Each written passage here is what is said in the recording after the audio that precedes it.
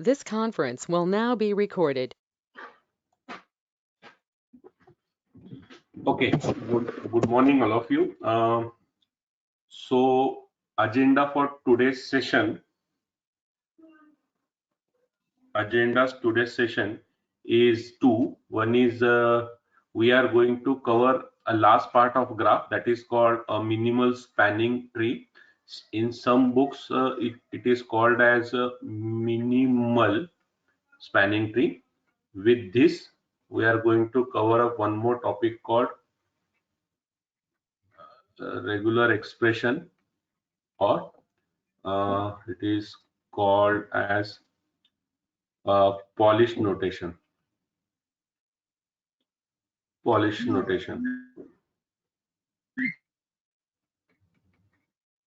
Okay, so let's begin. पहला वाला point हम लोग बात करते हैं that this is first one, that is minimal spanning tree. Minimal spanning tree means there will be a graph. हमको क्या करना है that we are try to identifying, और ये जो ग्राफ होगा that will be some weighted graph. Okay, what is weighted graph and what is the terminology, ये हम लोग ने लास्ट लेक्चर में कवर किया था. मैंने आप लोगों को लिंक भी शेयर की हुई है, तो उस लिंक पर जाकर आप लोग देख लो कि कौन सा ग्राफ टर्मिनोलॉजीज कौन से हैं, तो आपको वहां से दिख जाएगा. तो मिनिमल स्पैनिंग ट्री होता क्या है? Minimal spanning tree means we are try to identifying each and every node or each and every vertex should be get covered. So the vertices which we have, हम लोग ये सारे के सारे vertices cover करना चाहते हैं, ठीक है. लेकिन एक कंडीशन है. Condition is that this vertex, when we are going to traverse, this traversing should not cover or should not have a cycle. Okay, so very first terminology is all node must cover. This is first condition. Second condition, it should not have a cycle. And third, the edges total should be minimum. ये तीन conditions पे हम लोग चलने वाले. अगर ये तीन कंडीशंस होते हैं तो हम लोग उसको मिनिमम स्पैनिंग ट्री बोलते हैं. व्हाट इट मींस दैट कि ये एक ग्राफ मुझे दिया जा रहा है A2, just a minute.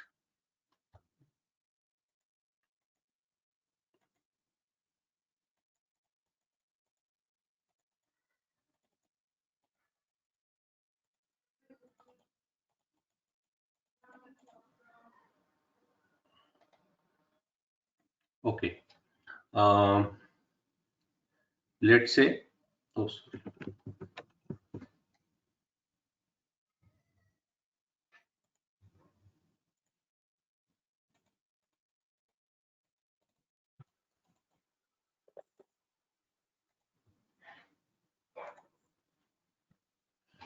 Okay.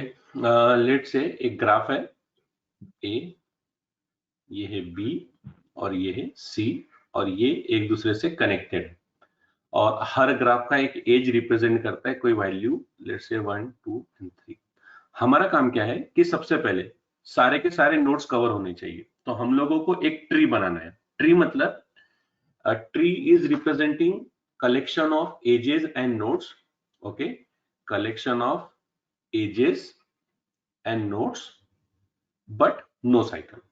तो हम लोग क्या करेंगे, एक ग्राफ बनाएंगे.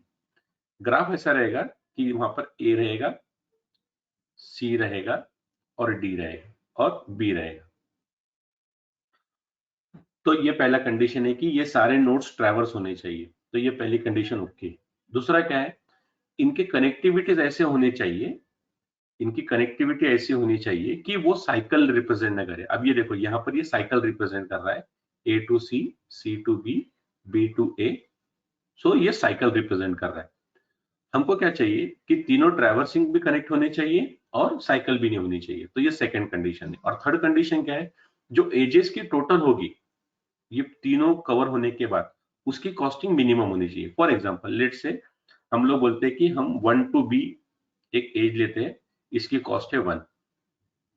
ओके, अब हम लोग जाएंगे, आइदर हम लोग ले सकते हैं A to C और आइदर ले सकते हैं B to C। A to C लेंगे तो उसकी कॉस्ट जाएगी 2 और 1 C to B लेंगे तो उसकी कॉस्ट जाएगी 3। तो let's me take A to C, it's cost is 2। So ये हो गई minimal spanning tree of a given graph. Minimal spanning tree of a given graph क्यों? एक तो ये जो गिवन सॉल्यूशन है, ये जो सॉल्यूशन है, ये वाला जो हम लोगों ने सॉल्यूशन आइडेंटिफाई किया हुआ है मिनिमल स्पैनिंग ट्री का, जिसको हम लोग MST बोलेंगे, मिनिमल स्पैनिंग ट्री जो हम लोगों ने निकाला है, एक ये सारे के सारे नोड्स कवर कर रहा है, कोई भी नोड नहीं रह रहा है। दूसरा, it is not creating any cycle. And third most important, जो एजेस की टोटल है, ओके, जो एजेस की टोटल है वो क्रिएट कर रहा है मिनिमम कॉस्ट।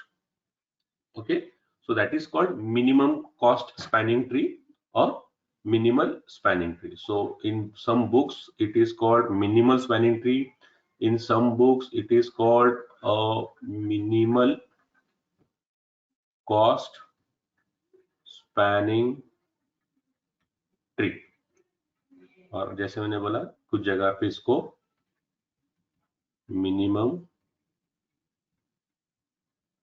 स्पैनिंग ट्री भी बोलते हैं। ओके, हाँ, अब जब हम लोग ये मिनिमल स्पैनिंग ट्री आइडेंटिफाई करने की कोशिश करते हैं किसी भी ग्राफ से, ओके, सो वहां पर 3 टेक्निक्स होते हैं। एक है क्रुस्केल, दूसरी है प्रिम्स और तीसरा है सॉलिंग। ये तीनों एल्गोरिथम्स है और ये सारे एल्गोरिथम्स को बोला जाता है one two all traversing. One two all traversing मतलब कोई भी एक नोड हम लोग लेंगे एज अ सोर्स, कोई भी एक नोड लेंगे हम एज अ सोर्स और वहां से बचे हुए सारे के सारे एजेस को, रिमेनिंग सारे के सारे edges of a given graph को हम लोग ट्रैवर्स कर सकते हैं with some costing of course. That is called a Kruskal, Prim's and Sollin. Dijkstra is a special kind of part which is not in your syllabus, but इसका एक और mechanism है कि ये आपको all to all, sorry, all to all traversing कराने में help करता है। ये वन टू ऑल करा के देता है और यहाँ पर ऑल टू ऑल ट्रैवर्सिंग कराता है। That is a difference. So let's begin with the example.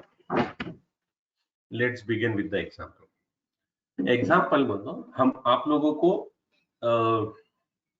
Exam में इस टाइप का ग्राफ आएगा, ये रहेगा कोई एक ग्राफ जी, ठीक है।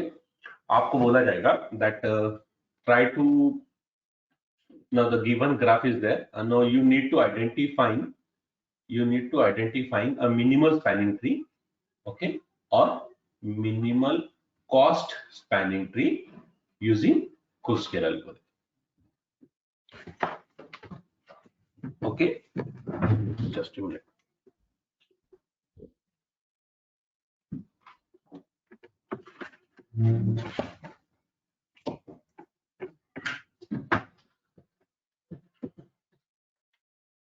Minimum spanning tree using Kruskal algorithm. तो हमारा काम क्या है? हमारा काम ये होता है कि देयर आर टू वेज, हमको करने होते दो सॉल्यूशंस। एक, हमको करने होते दो सॉल्यूशन। पहला सॉल्यूशन होता है कि we need to identify and draw a spanning tree,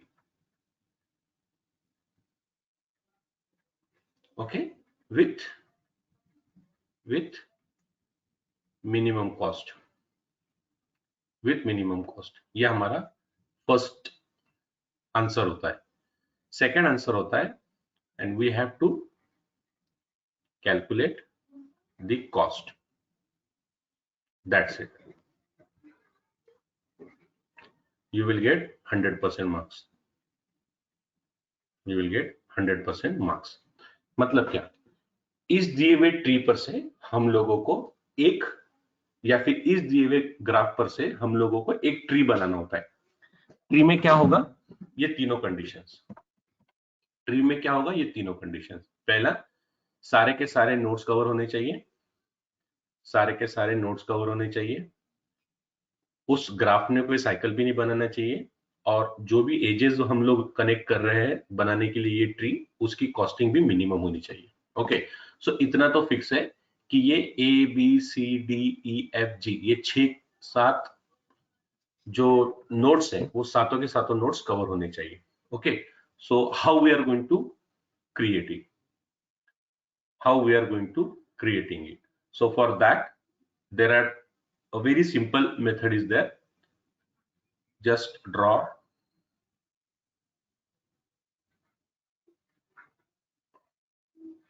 a graph as it is.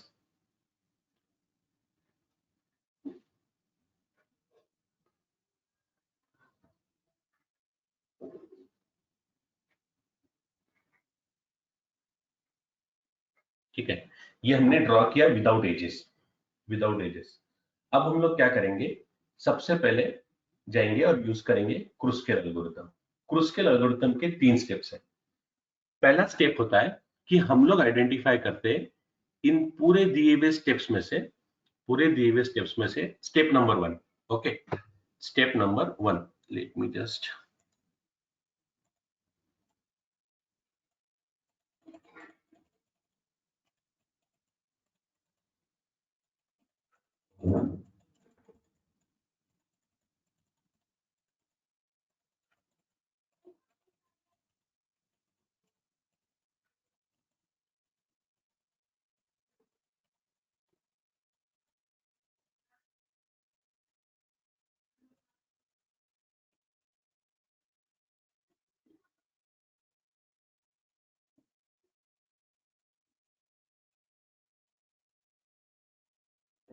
Okay, so let's take कि हम लोग स्टेप्स लिख लेंगे। नंबर 1 स्टेप है, step number 1, how the Kruskal algorithm works. So first step, find cheapest one, cheapest one. Okay, and market. Okay, okay, और second, continue. Okay, आपको क्या करना है, सबसे पहले चीपेस्ट वन को आइडेंटिफाई करना है। There are 2 1, either 1 to b is there, one option is 1 to b, another is d to g। तो आप क्या करो, सबसे पहले कोई भी एक ले सकते हैं। So I am taking 1 to b and that is cost 1।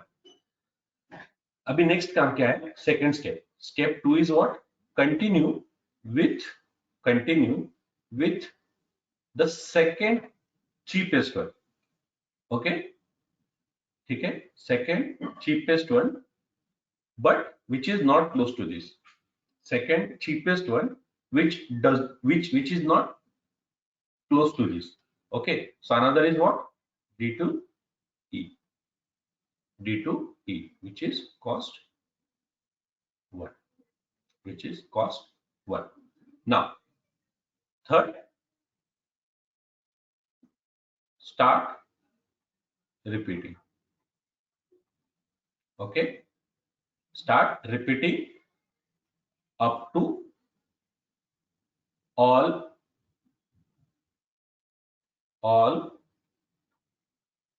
node cover, plus remember there should be no cycle। okay, so what we will do, another cheap one। so ये तो हम लोगों ने कवर कर लिया, ठीक है, ये वाला तो हमने कवर कर लिया, 1 1 के तो पूरे हो गए। Let start with checking a 2। So this is something 2, cycle है नहीं, अनदर, लेट्स 2 हम लोगों ने डन कर दिया, ये वाला पाथ ले लिया। अब हम लोग बात करते हैं 3 के बारे में। 3 में क्या होगा, G is already covered, ठीक है, G is already covered, so we can either go from E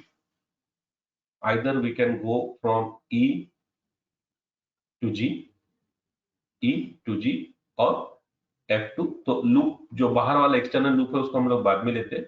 let's me cover this one, that is 3, ये कवर हो गया। नेक्स्ट कोई 3 है क्या? हाँ, देयर इज वन मोर 3। तो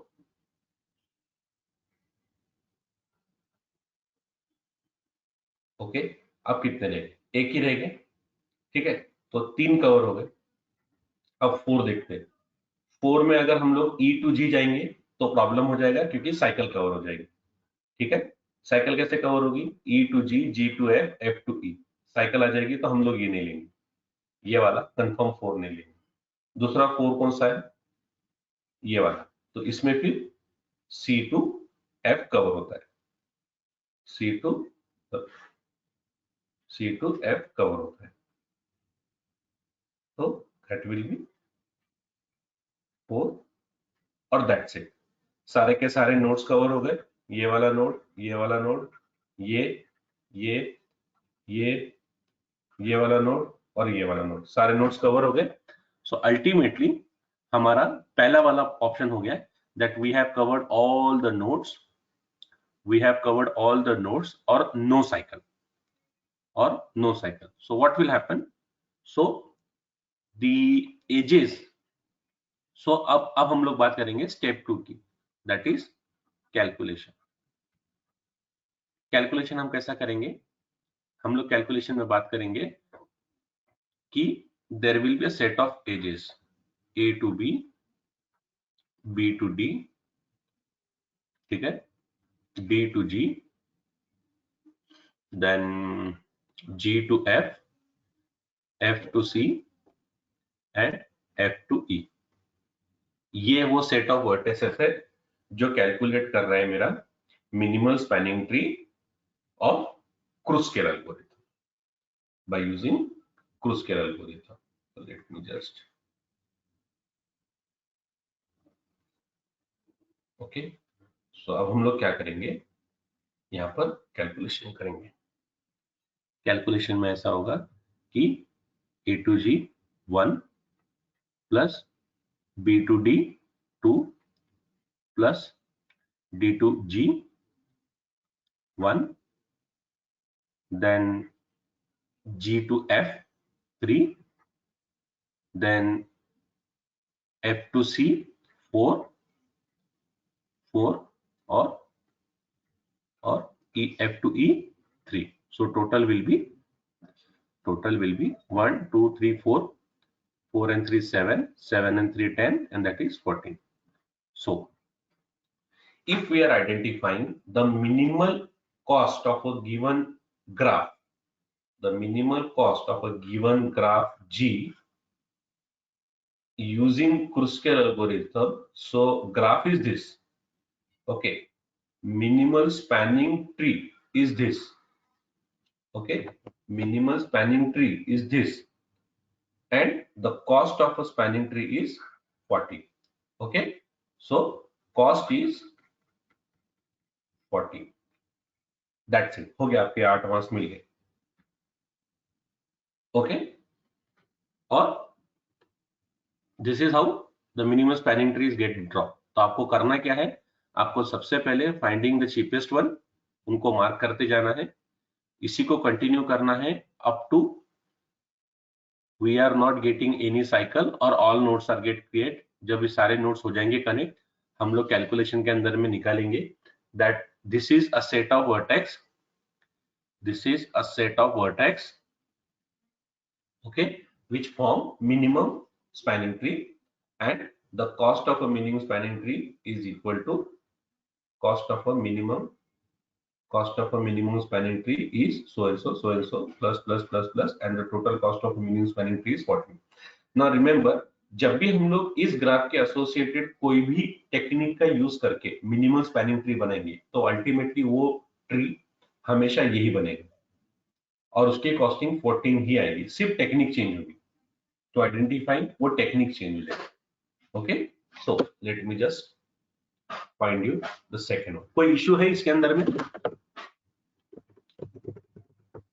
आप अनम्यूट करके पूछ सकते हैं, कोई अगर क्वेरी है तो पूछ सकते हैं।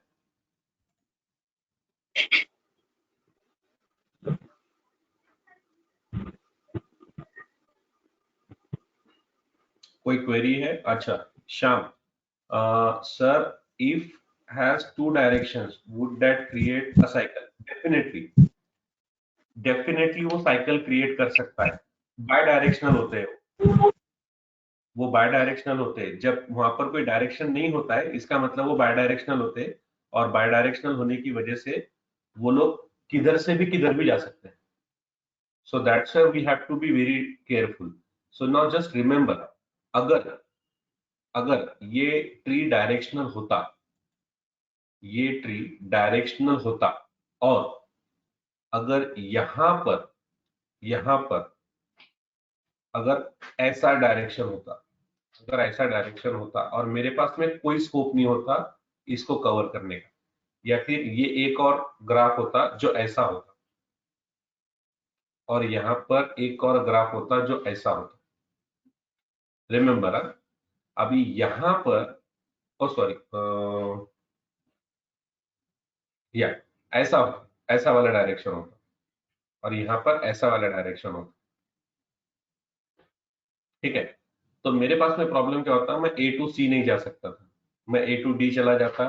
ठीक है, और अगर F2 मतलब F तक जाता, डी तक जाता, आखिर में क्या होता, मेरे को कोई direct, I won't get any direction from D to C, no from F to C, because all the directions are going from C to D, A and F. तो वो केस में फिर मैं उस तरीके का डायरेक्शन देता। ठीक है, तो डायरेक्शंस में अगर ये आपको ट्री बनाने के लिए आता है, और अगर वहां पर कोई भी केस में वो नहीं निकलता है, तो भी चांसेस तो है। Okay, let's take second one, minimum spanning tree using Prim's algorithm.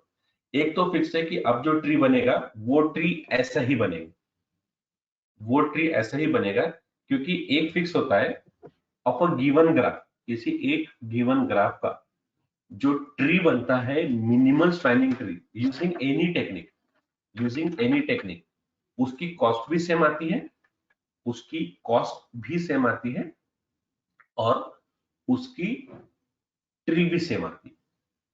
सिर्फ चेंज होती है टेक्निक, सिर्फ चेंज होती है technique. Okay, what it means. अभी हम लोग प्रिम्स की बात करते हैं, तो प्रिम्स के लिए भी हम लोग वैसे ही करेंगे। सबसे पहले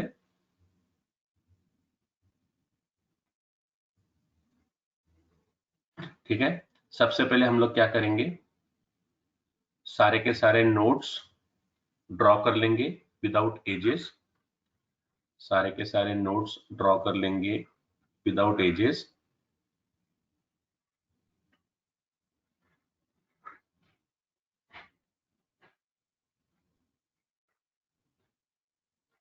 अगर आपको एग्जाम में आता है कि discuss the steps, then okay, otherwise आप सीधे ट्री ड्रॉ करो, मिनिमम कॉस्ट का कैलकुलेशन करो, बस आपका आंसर खत्म, आपको 8 मार्क्स मिल जाएंगे। Okay, now what we are doing, हमने वो पहला वाला स्टेप कर लिया। अब नेक्स्ट स्टेप है कि हम लोगों को ड्रॉ करना है यूजिंग प्रिम्स एल्गोरिथम।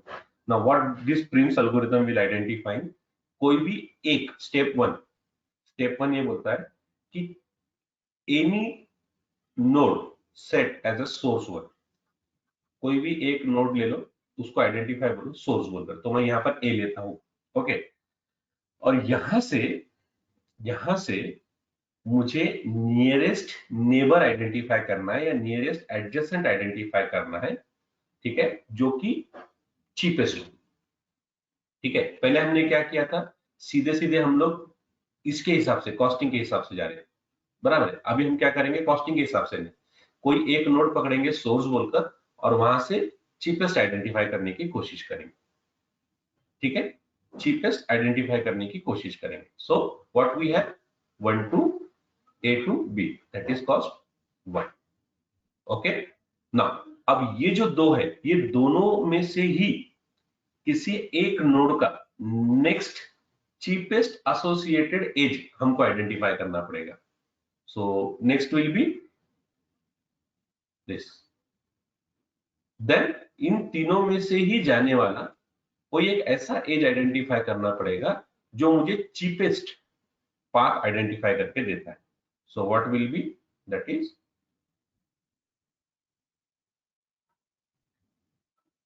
नेक्स्ट. अब मेरे पास में 4 नोड्स है. इन चारों नोड्स में से मुझे कोई ऐसा ही एज आइडेंटिफाई करना पड़ेगा जो मुझे मिनिमम कॉस्ट निकाल के दे सकता है. तो यहां पर मेरे पास में G2F मिनिमम कॉस्ट है 3. सिमिलरली अभी F से E मुझे एक और मिनिमम कॉस्ट के लिए ये मिल गया है which is cost 3.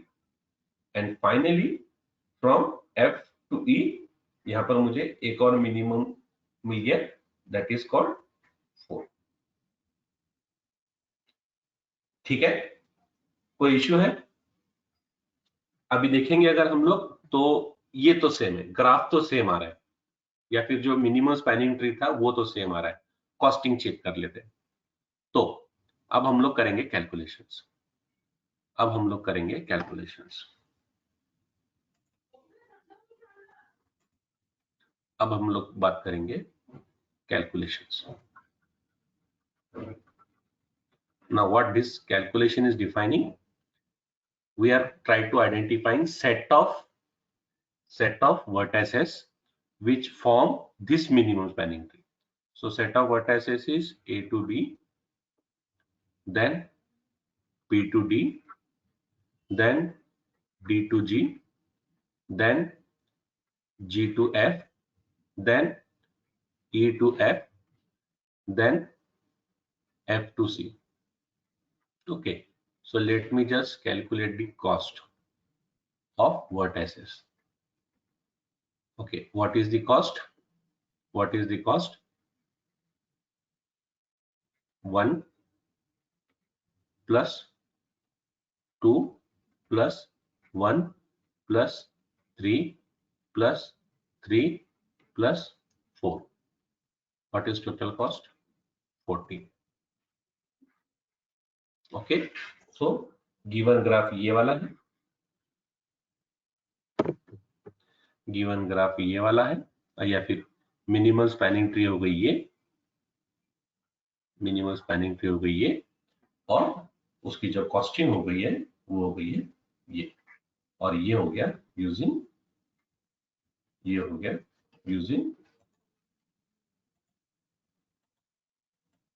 Prim's algorithm. ठीक है, तो हमने प्रिम्स एल्गोरिथम में क्या किया, कोई एक नोड पकड़ा एज अ सोर्स, वहां से मिनिमम एज आइडेंटिफाई किया. हम लोग बी से भी आइडेंटिफाई कर सकते थे by the way. What will happen if I choose B? B से आइडेंटिफाई करते थे तो बी से पहले ए को जाते हैं हम. ठीक है, फिर हम लोग आइडेंटिफाई करते हैं कि ए से बी के बीच में अब यहाँ से नेक्स्ट चिप कौन सा है, तो हम लोग बोलते हैं कि 2. फिर ये तीनों आइडेंटिफाई होते, फिर हम लोग जाते जी. ठीक है, फिर हम लोग जाते ये वाला, फिर हम लोग जाते ये वाला नोड, फिर हम लोग जाते लास्ट वाला नोड. That's it. इस तरीके से भी हम लोग कर सकते थे. अगर हम लोग आइडेंटिफाई करते डी, अगर हम लोग identify late me just okay, for example अगर मैं आइडेंटिफाई करता कि लेट से सोर्स इज डी, तो हम लोग डी से कहां जाते, सबसे पहले जाते जी. ठीक है, फिर हम लोग जाते यहाँ, फिर हम लोग जाते यहाँ पर, फिर हम लोग बोलते कि ठीक है अभी जी से हम लोग एफ को जाते, एफ से हम लोग सी को जाते, और फिर हम लोग बोलते कि ठीक है ये हो गया ना, अभी हम लोग ऐसा.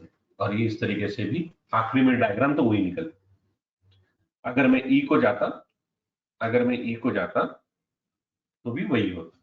सो this is how the Prim's algorithm. आपको एल्गोरिथम लिखने की जरूरत नहीं है, आपको एल्गोरिथम लिखने की जरूरत नहीं, लेकिन आपको वो लाइन लिखनी पड़ेगी कि why I have chosen A, just because of Prim's saying first identify any random vertex and mark it as a traverse and find the nearest cheapest neighbor which is unmarked.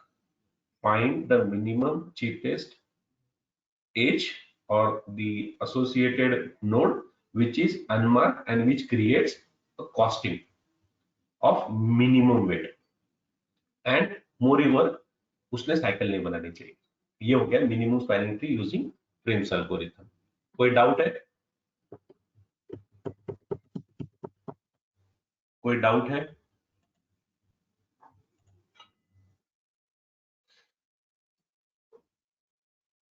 Okay, कोई doubt है तो आप बोल सकते हैं. नीलेश, पवन,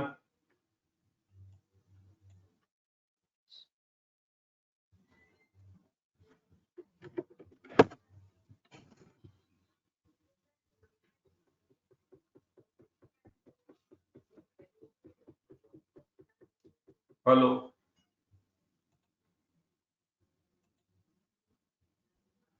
कोई doubt है? Very good, very good. नहीं sir. Okay, very good. So next is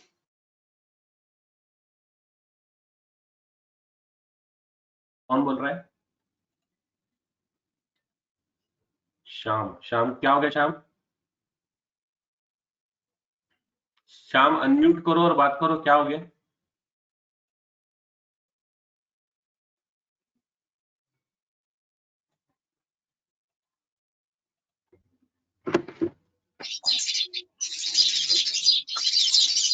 क्या हो गया श्याम?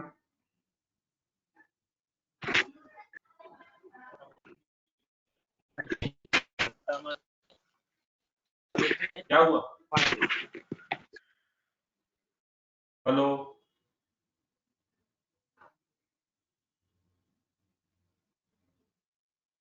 ठीक है.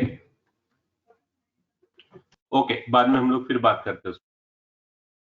या अगर कुछ ज्यादा इश्यू होगा तो आप लोग पर्सनली भी बात कर सकते थे, तब हम लोग देखेंगे. ओके, हाँ, अभी हम लोग बात कर रहे हैं यूजिंग क्रुस्केल एल्गोरिथम. ना, अब क्रुस्केल एल्गोरिथम क्या करता है? क्रुस्केल एल्गोरिथम हमको आइडेंटिफाई करने के लिए काम करता है कि हमको एक फॉरेस्ट बनाना. फॉरेस्ट बनाते वक्त हम लोग क्या करते हैं कि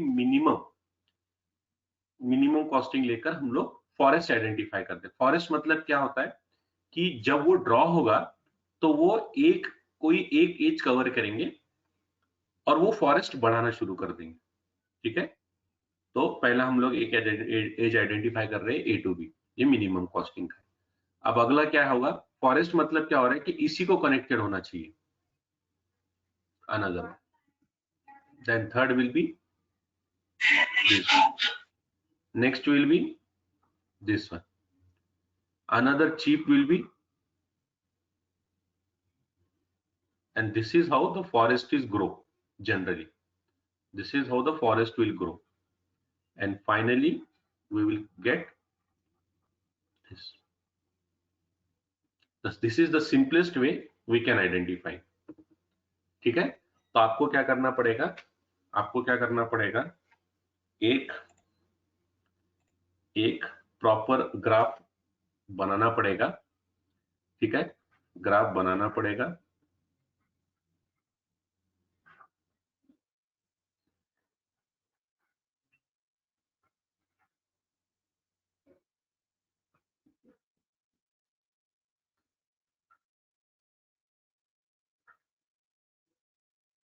और हम लोगों को उसमें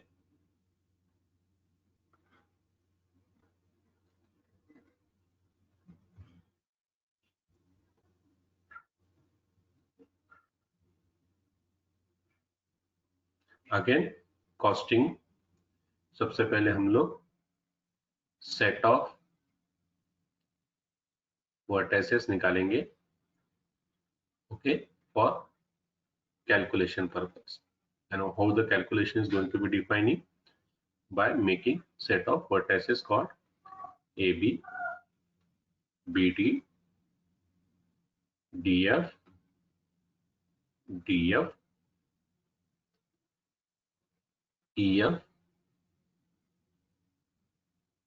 then CF. और कोई बच गया क्या? Yes, DG is remaining. DG भी एक बार. ओके, कैलकुलेशन हो गई. that is 1 plus 2 plus 1 1 plus 3 plus 3 plus 4. Final calculation will be 14. That's it. ये हो गया यूजिंग क्रुस्केल एल्गोरिथम। तो अगर आप देखेंगे तो minimal spanning tree of a same given graph using any of the technique called Kruskal, Prim's और Solin, तीनों टेक्निक्स में ग्राफ सेम आता है और कॉस्टिंग भी सेम आती है। ओके, ये शायद डबल आ गया। ये जो था क्रुस्केल नहीं था,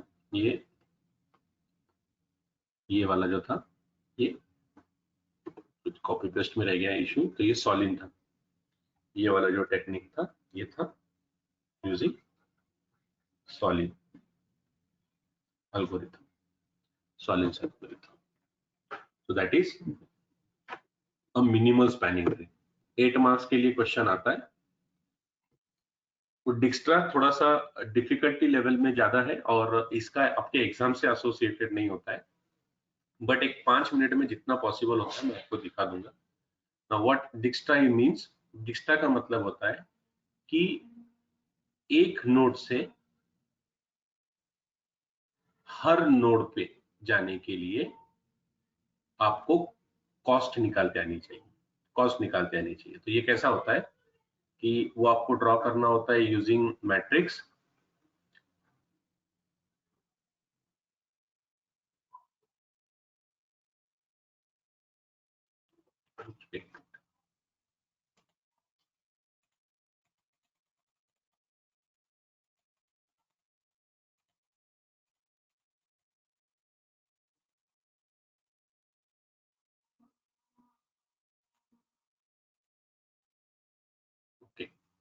तो कॉस्टिंग कैसे निकालते हैं उसकी, ये एग्जाम में आएगा नहीं, ये श्योर है। A B C D E F और जी। हमको क्या करना है, each node to every node, that is A B C D E F G, इससे आइडेंटिफाई करके हम लोगों को ये चेक करना है कि ए से ए तक, मतलब अभी तो इसकी तो जरूरत नहीं है, ये 0 रहेगी, ठीक है। ए टू बी जाने के लिए मेरे पास में कॉस्ट है 1, ए टू सी जाने के लिए मेरे पास कॉस्ट है 5, ए टू डी जाने के लिए मेरे पास कॉस्ट है 9। मेरे पास में कोई कॉस्ट फिलहाल में नहीं है जो मुझे ई तक लेके जा सकती है, ठीक है। फिर ए टू एफ मेरे पास में भी कोई फिलहाल में जाने के लिए डायरेक्ट रास्ता नहीं है, और ए टू जी जाने के लिए भी मेरे पास में कोई डायरेक्ट रास्ता नहीं।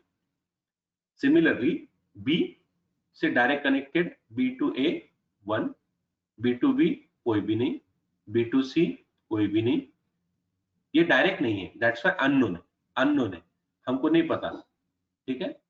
सिमिलरली इस तरीके से हम लोग सारी कॉस्टिंग निकाल के, इसको हम बोलते हैं कॉस्ट मैट्रिक्स।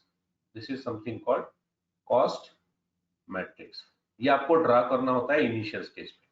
फिर हम लोग क्या करते हैं, एक एक स्टेप लेते हैं। एक एक स्टेप कैसे लेते हैं कि लेट्स आइडेंटिफाई, फिर इस तरीके से पूरा जब कॉस्ट मैट्रिक्स बन जाएगा, पूरा जब कॉस्ट मैट्रिक्स बन जाता है, फिर हम लोग पाथ आइडेंटिफाई करना शुरू करते हैं। पाथ आइडेंटिफाई कैसे करते हैं कि if late me just change the colour, okay, ठीक है। हम लोग क्या बोलते हैं, इन्फिनिट वाले लेते हैं। इन्फिनिट में क्या होता है, ए टू ई। ए टू ई में हम लोगों को अगर जाना है ए टू ई, तो वहां पर कॉस्टिंग कैसी है, एक है 1 to 1, ये 3 और 6, how much it is 9, it is 9। उससे बेटर है 1 to a, ठीक है, ये तो ऑलरेडी कवर होगा, 1 to a ऑलरेडी कवर होगा, और 1 to 7 दैट इज 8, ठीक है। तो वो केस में 7 इज स्मॉलर देन इन्फिनिट। तो ये हो गया ए टू ई का ए टू ई का कॉस्टिंग। नेक्स्ट एफ के साथ, तो मेरे पास में ऑप्शन क्या है, एक ऑप्शन है फ्रॉम 9 to 9, ये एक ऑप्शन है, 9 to 9 ये एक ऑप्शन है। दूसरा ऑप्शन क्या है, 5 and 4 that is 9। एक और ऑप्शन है 1 to 1 here, here and here। तो कॉस्टिंग क्या है, 1 to B 1, B to D, B to D 2, ठीक है, और ये D to G, D to G। तो रिमेंबर ये 1 to B, B to D और D to 1 ये कितनी कॉस्टिंग कर रहा है, 4। तो ये मुझे ऑटोमेटिकली G तक जाने के लिए भी रास्ता दे रहा है। And G is minimum, G's value 4 is minimum than infinite। And now what is F? So 4 plus 3 that is 7। तो अगर हम लोग कॉस्ट मैट्रिक्स निकालेंगे ए का, कॉस्ट मैट्रिक्स निकालेंगे ए का with A B C D E F और G, तो कॉस्टिंग आएगी 0 1 5 9 7 7 4। इसी तरीके से जब आप लोगों को सारे इन्फानाइट खत्म हो जाएंगे, सारे इन्फानाइट्स खत्म हो जाएंगे, ठीक है, सारे इन्फानाइट्स खत्म होके फाइनल वैल्यूज मिल जाएंगे, उसको हम बोलते हैं Dijkstra algorithm. What it means that, it means that all to all, तो all एजेस, all नोड्स का, all नोड्स के साथ में ट्रैवर्सिंग, all नोड्स का all नोड्स के साथ ट्रैवर्सिंग विथ मिनिमम कॉस्ट, ये होता है Dijkstra. So just for understanding, not too much difficult। Okay, so let's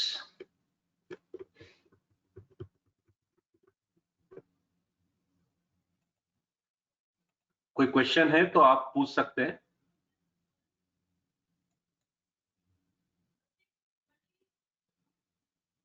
This conference will now be recorded. Topic is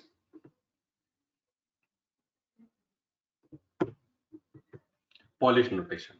Now what is Polish notation?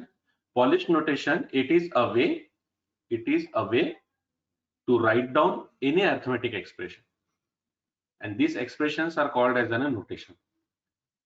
When we are writing an expression, हम लोग अलग अलग type से, ठीक है, अलग अलग type से ये नोटेशंस राइट डाउन करते हैं, ठीक है, और हम लोग इतना ही आइडेंटिफाई करते हैं कि ये जो नोटेशंस होंगे, ये नोटेशंस की कॉस्ट चेंज नहीं होनी चाहिए।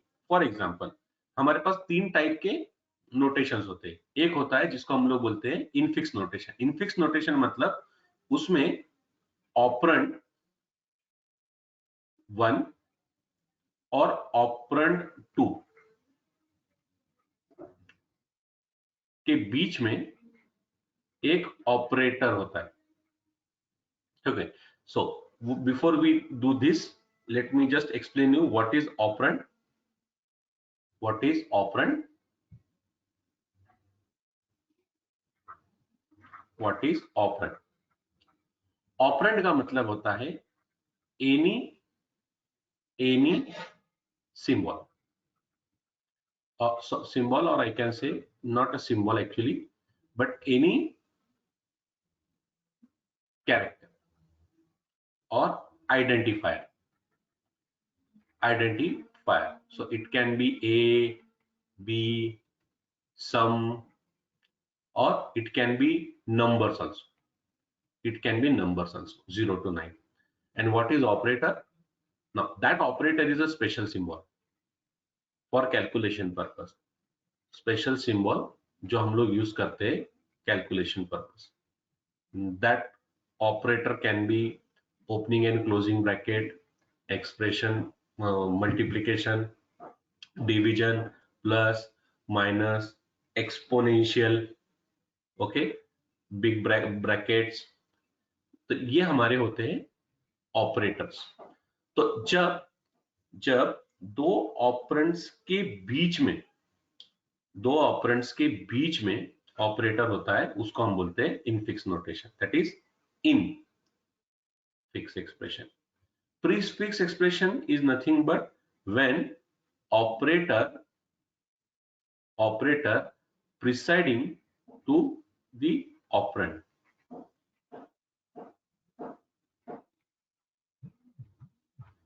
And finally, reserved Polish notation, that is postfix, where operator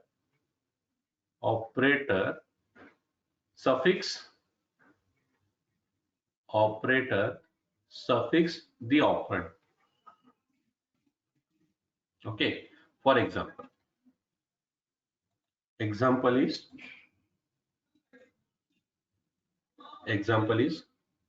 for infix A plus B, that is infix. Okay, prefix plus A B, and of course postfix is A B plus. Okay, जब भी हम लोग mathematical calculations करते हैं computer system में, that time we need to convert these expressions between infix to postfix to prefix somehow, and the calculations जो mathematically होते हैं कंप्यूटर सिस्टम में वो postfix एक्सप्रेशन में ही होते हैं, and we as a user we only understand infix expression with easily. So हमारे पास में दो टाइप के प्रॉब्लम्स आते हैं, तो this is what the examples we have, infix, prefix and postfix.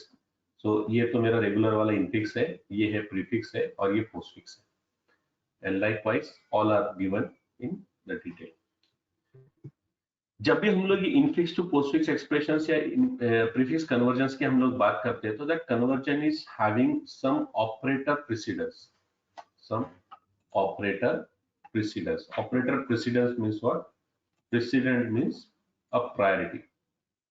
Precedence means priority. Okay, तो कंसेप्ट ये होता है कि अगर मेरे पास में ये एक्सप्रेशन है, अगर मेरा एक्सप्रेशन है a प्लस बी इंटू सी, तो ये तो फिक्स होता है कि सबसे पहले मैं कैलकुलेशन में मल्टीप्लीकेशन करूंगा, तो it is treated as a कि यहाँ पर एक ब्रैकेट है, this will going to be executing first, और तो इसका मतलब multiplication is precedence over the addition, and in that case हम लोग बात करते हैं कि आइदर हम ऐसा भी जा सकते हैं, अगर यहाँ पर ब्रैकेट ऐसा होता, तो हम लोग पहले क्या करते हैं, पहले ब्रैकेट को कंप्लीट करते हैं। ब्रैकेट को क्यों कंप्लीट करते हैं? Because bracket is having more precedence than the calculate between multiplication. तो यहाँ पर देखो कुछ एग्जांपल्स है। Exponential means what? It is something like 2 raised to, अगर हम लोग ऐसे बात करते हैं, so it is something like this, okay, which is having highest precedence, okay, okay, उसके बाद हम लोग ब्रैकेट्स की बात करते हैं, बाद में मल्टीप्लीकेशन और डिवीजन की बात करते हैं। ये दोनों अगर हम लोग मल्टीप्लीकेशन को डिवीजन के साथ कंपेयर करेंगे, तो whoever come first will execute first, that's so इनका जो प्रेसिडेंस सीक्वेंस होता है वो लेफ्ट टू राइट होता है, ठीक है, और द लास्ट प्रेसिडेंस होता है या लोएस्ट कैलकुलेशंस होते हैं वो होते हैं प्लस और माइनस।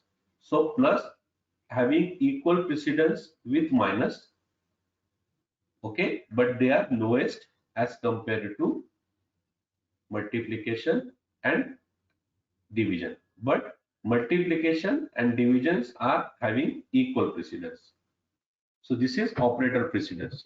Now अब हम लोग क्या कर रहे हैं, हम लोगों को दो मेजर क्वेश्चंस आते हैं एग्जाम में, अगर आते हैं तो दोनों में से एक तो कंफर्म आएगा। हमारा कैलकुलेशन में होता है कि हम लोगों को आइडेंटिफाई करना होता है कि हमको एक एक्सप्रेशन दिया जाता है इनफिक्स, और उस इनफिक्स एक्सप्रेशन को हमको पोस्टफिक्स में कन्वर्ट करना होता है। लास्ट ईयर में बीओ का very first year of examination data structure में ये क्वेश्चन आया था कि हमको इनफिक्स टू पोस्टफिक्स कन्वर्जन करने के लिए एक एक्सप्रेशन आया था। तो अल्गोरिथम अल्गोरिथम क्या बोलता है, तो अल्गोरिथम हम बाद में देखेंगे, अल्गोरिथम हम बाद में देखेंगे, ठीक है। तो कैसे कैलकुलेशन होता है, सो ये मेरा एक्सप्रेशन, सो ये मेरा एक्सप्रेशन है। तो हमको क्या करना पड़ता है, 3 कॉलम बनाने पड़ते हैं। पहला कॉलम होता है स्कैनर का, दूसरा होता है स्टैक का, और तीसरा होता है आउटपुट का। Stack means what, it is last in first out. Okay, तो स्टैक में हम, ठीक है, तो स्टैक में हम लोग क्या करेंगे, स्टैक में हम लोग ऑपरेटर डालेंगे, और आउटपुट कॉलम में हम लोग ऑपरेंड डालेंगे। दैट्स अ सिंपलेस्ट, ठीक है। तो स्कैनर में, और स्कैनर में हम लोग सारे एक्सप्रेशंस को वन बाय वन, एक एक टोकन की तरह, कि पहले हम लोग ए को ट्रैवर्स करेंगे, फिर प्लस को ट्रैवर्स करेंगे, फिर बी को ट्रैवर्स करेंगे, फिर माइनस को ट्रैवर्स करेंगे, फिर सी को ट्रैवर्स करेंगे। So this is what I have written here. Okay, तो स्कैनर हमने ऐसे लिख दिए, but do not write it like this. Okay, ये सब आपको दिखाने के लिए कि सबसे पहले हमने ए को स्कैन किया, स्टैक में हम लोग सिर्फ ऑपरेटर रखने थे, तो अभी तो कुछ ऑपरेटर है नहीं, आउटपुट में हमने बोल दिया ए। फिर हमने स्कैन किया प्लस, फिर हमने स्कैन किया प्लस, तो प्लस हम लोग स्टैक में रखते, output will be as it is. फिर हम लोग बी को स्कैन कर रहे हैं, तो ये स्टैक में नहीं बैठेगा, ये जाएगा आउटपुट में। फिर हम लोग बात कर रहे हैं प्लस की ना। अब यहां क्या हो रहा है, कंडीशन, पहली कंडीशन ये है कि अगर आप लोगों को स्कैनिंग में एक ऐसा ऑपरेटर आता है, स्कैनिंग में एक ऐसा ऑपरेटर आता है जिसकी प्रायोरिटी या जिसका प्रेसिडेंस स्टैक में रखे हुए ऑपरेटर के प्रायोरिटी से इक्वल है, ठीक है। It means that no two equal operator can stay in stack. तो दो इक्वल प्रेसिडेंस के ऑपरेटर्स स्टैक में नहीं रह सकते, ये पहला टर्म। तो in that case what will happen, हम लोगों को जो ऑलरेडी रखा हुआ ऑपरेटर है, दैट इज प्लस, इसको पॉप करना होगा और इसको पुटअप करना होगा आउटपुट। तो हमने क्या किया, उसको पुटअप किया आउटपुट में और माइनस को उसकी जगह दे दिया। सिमिलरली सी आया, सी को हमने, ऑपरेटर नहीं है ऑपरेंड है, तो हमने फिर यहां पुटअप किया। फाइनल कुछ भी नहीं था, तो जो कुछ भी सिस्टम में होगा या एम्प्टी होगा, जो कुछ भी स्टैक में होगा वो हम लोग मैप कर देंगे। That is A B plus C minus, that is your final answer. Okay, so that is called infixed of a equals to b minus c is going to be converting into the postfix expression ab plus c minus c।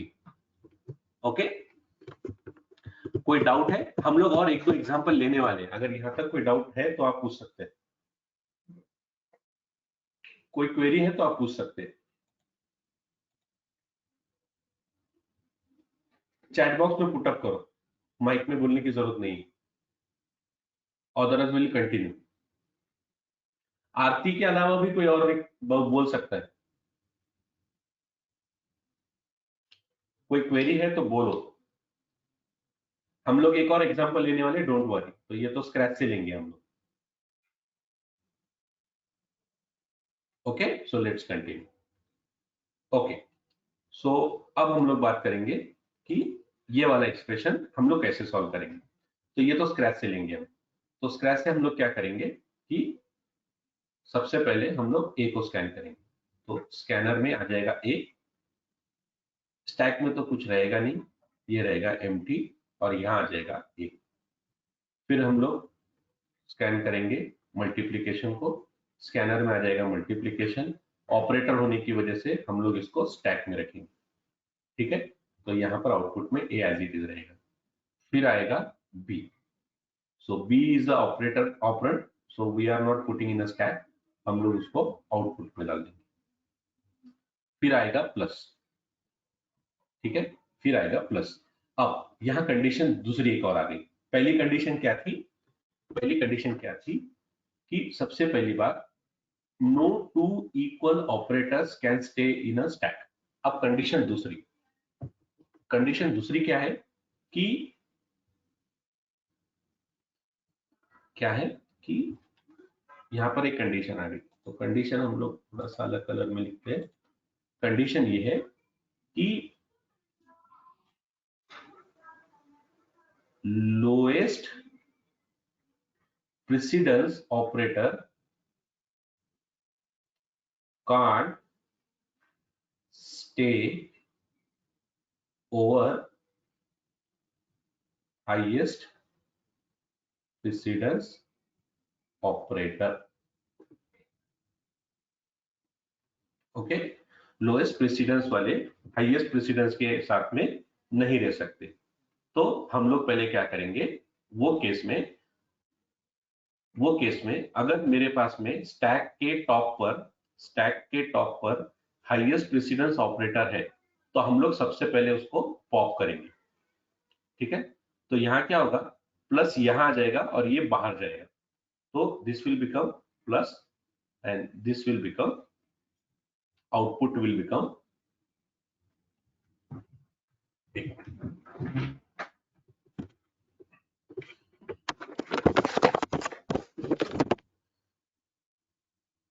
Okay.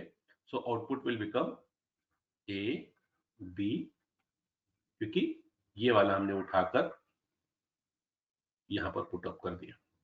Okay, now next will be C, sorry B हो गया, B हो गया, plus हो गया, अब हम सी की बात कर रहे हैं, ठीक है। अब हम लोग सी को ट्रैवर्स कर रहे हैं, सो दिस विल बिकम सी। तो ऑफ कोर्स ऑपरेटर नहीं है, ऑपरेंड है, तो ये जाएगा आउटपुट में सी, ठीक है। Next will B multiplication, next will B multiplication. तो ठीक है, यहां पर ये पॉसिबल है। क्यों पॉसिबल है? क्योंकि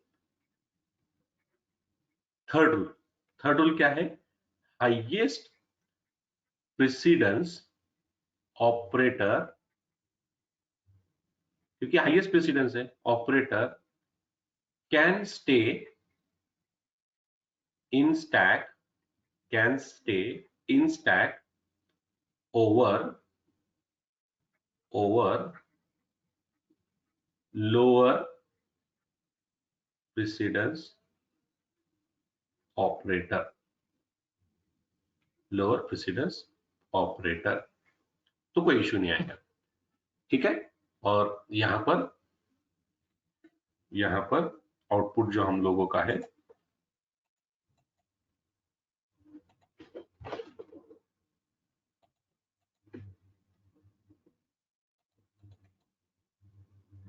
तो यहां पर हम लोग आउटपुट में as it is A B star C as it is लेंगे। अभी अगर हम देखेंगे तो आगे आ रहा है, आगे आ रहा है डी, आगे आ रहा है डी, तो डी इज अ ऑपरेंड, सो हम लोग यहां कुछ भी नहीं करेंगे, सीधे जाएंगे और उसको आउटपुट में पुट अप कर देंगे, आउटपुट में पुट अप कर देंगे, ठीक है। और फाइनली अभी कोई बचा नहीं है, सारा एक्सप्रेशंस स्कैन हो चुका है।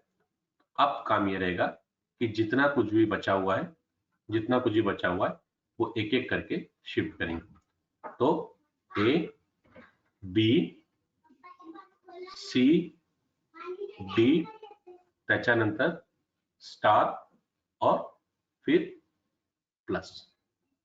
तो जो आपका फाइनल आउटपुट रहेगा of expression A plus B plus C,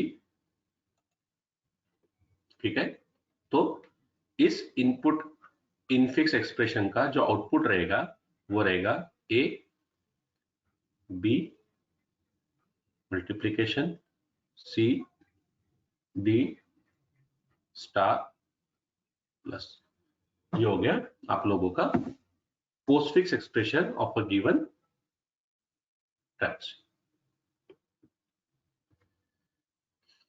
ठीक है, अभी इसी को हम लोग वापस देखते हैं। मैं अभी ज्यादा डिटेल में नहीं बताऊंगा, मैं सीधे उसको ट्रैवर्स करना शुरू करूंगा। अगर कोई इश्यू है तो आप पूछ सकते हैं।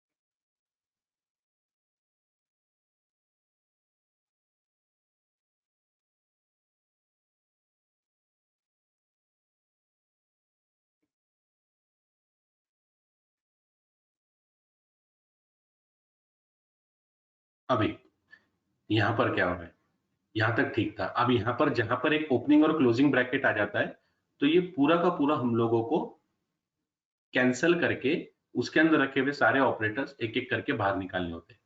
So what will happen here, we will go plus, okay, then slash. अब स्लैश में क्या हो रहा है, slash means what, it's a division. Division is equal precedence, तो हम लोग इक्वल प्रेसिडेंस को साथ में नहीं रखेंगे। तो हम क्या करेंगे, मल्टीप्लीकेशन को बाहर निकालेंगे और डिवीजन को अंदर रखेंगे। So this will become A B C plus multiplication, okay, and finally D. So D will be, of course, it's a operand, तो ये जाएगा A B C plus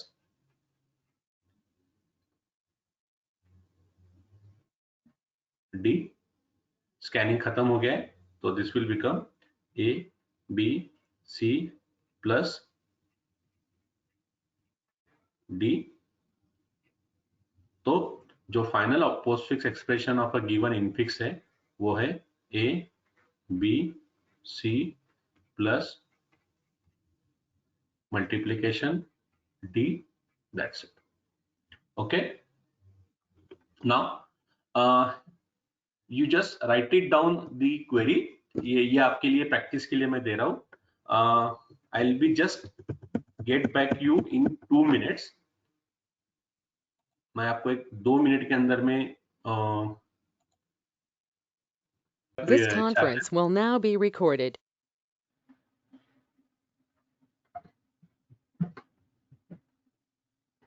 I just found it, fine, okay, good।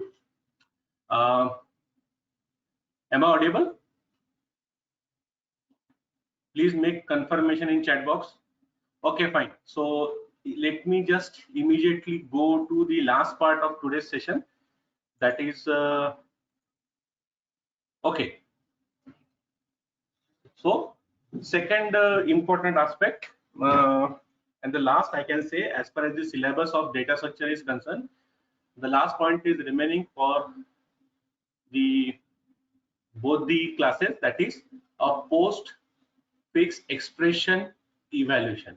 Now what it means, that whenever a computer arithmetic operations are going to be performed by a CPU or the what we can say a calculator, or in another case if you are performing addition, then it will be a adder, there will be a subtractor, there will be a divisor, and there will be a multiplier, okay। So these are the hardware components used the calculation.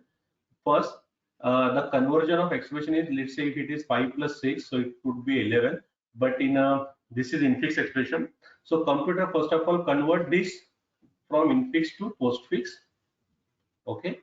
How it is get converted, that we have just seen in this way, it is get converted, and finally once it will be get converted, it is going to be evaluated. So how it will going to be evaluated? So the rule is what, it's very simple mathematical calculation way. the very first thing is that we are scanning the expression. Okay, first of all scan the expression. Next, previously when we are converting infix to postfix, हम लोग क्या कर रहे थे, operators को output में डाल रहे थे और ऑपरेटर्स को स्टैक में डाल. Now do reverse. What will happen, that if we find operand, okay, if it is operand, put them into stack. Okay, और अगर ऑपरेटर है तो push no sorry pop top to operand and perform operation and push final value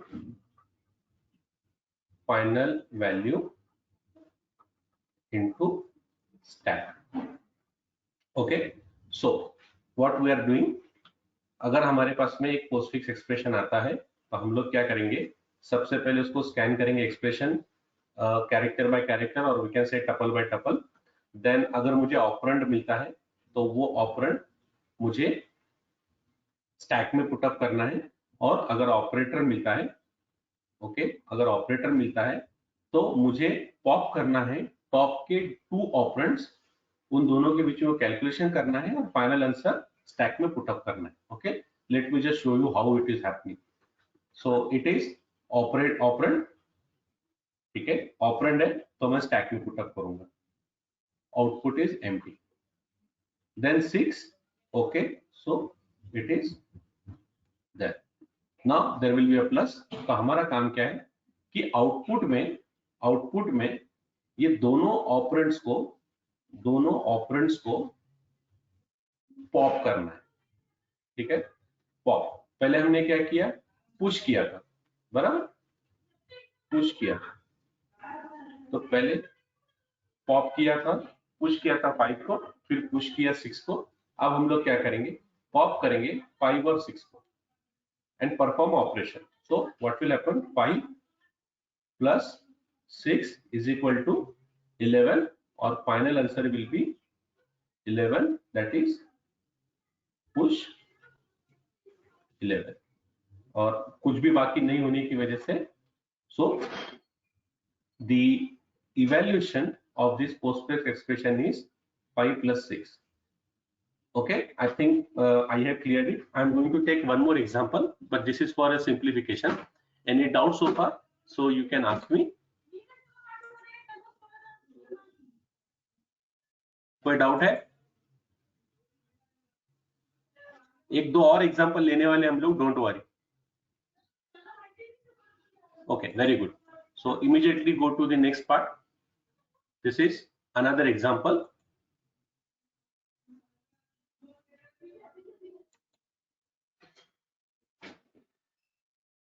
Okay, this is another example.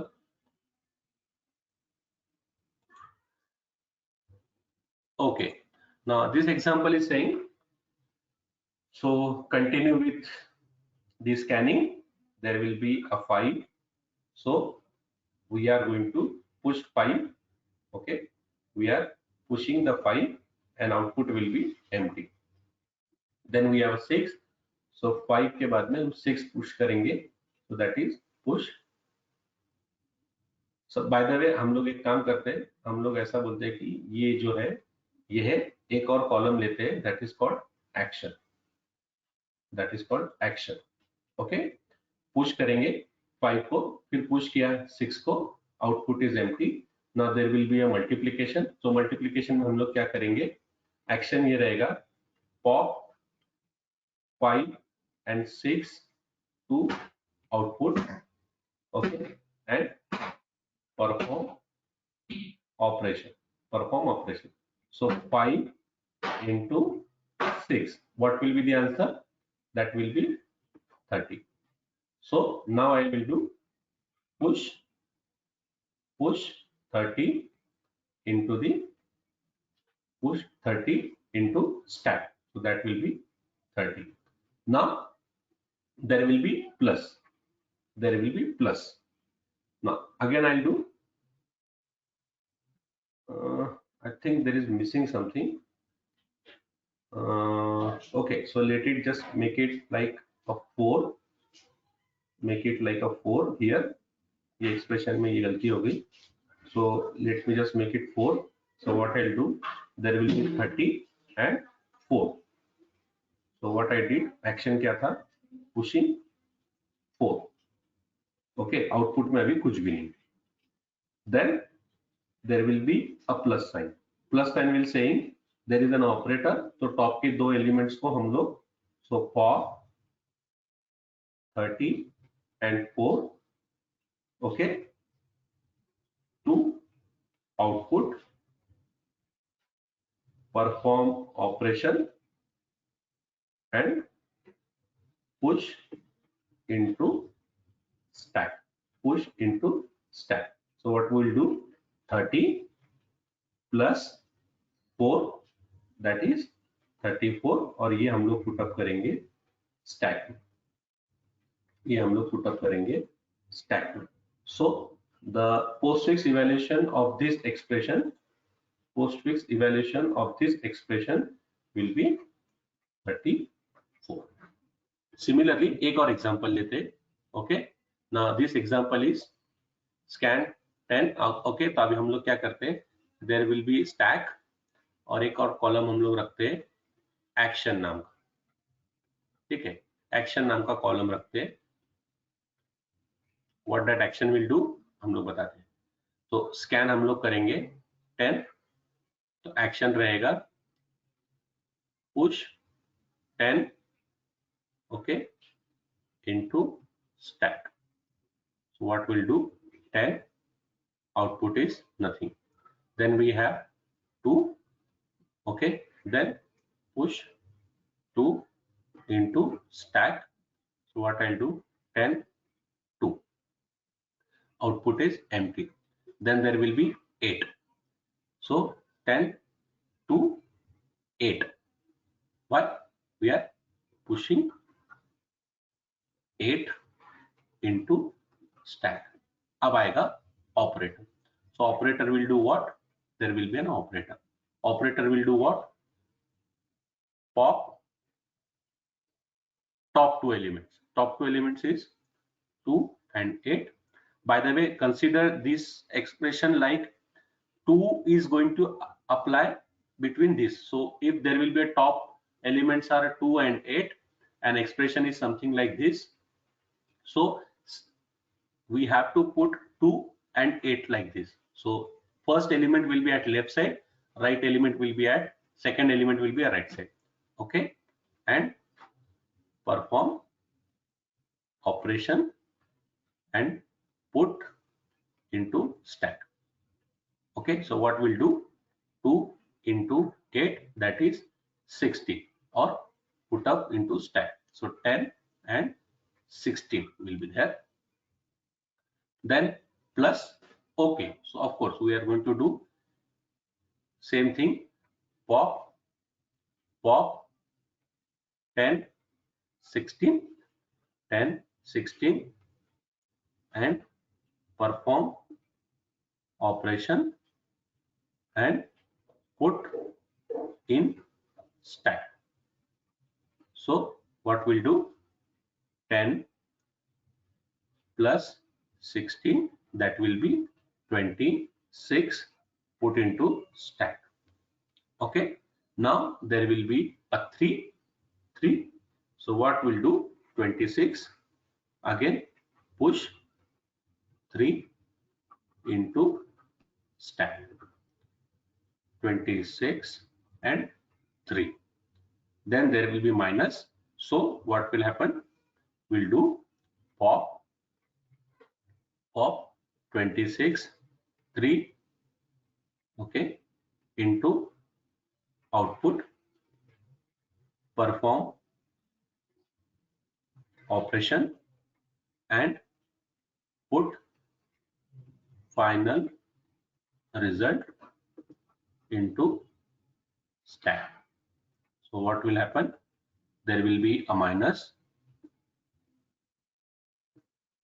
There will be a minus. So what will happen? Both will get put pop.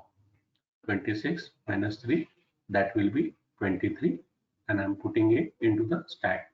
So सारे expressions हो गए Travers. 10, 2, 8 star plus 3 minus. So the final postfix expression value of a given postfix expression is 23. So you have to draw scanner, stack, output, and action. You have to perform like this. And these are the some examples. These are the examples. Except this. Now this example में हम लोग थोड़ा सा advance करेंगे. Advance क्या करेंगे? सबसे पहले आप लोगों को इस एक्सप्रेशन को कन्वर्ट करना है इनटू पोस्टफिक्स और बाद में इवैल्यूएट करना है. ओके, और ये तो बाकी सब चीजें आप वन बाय वन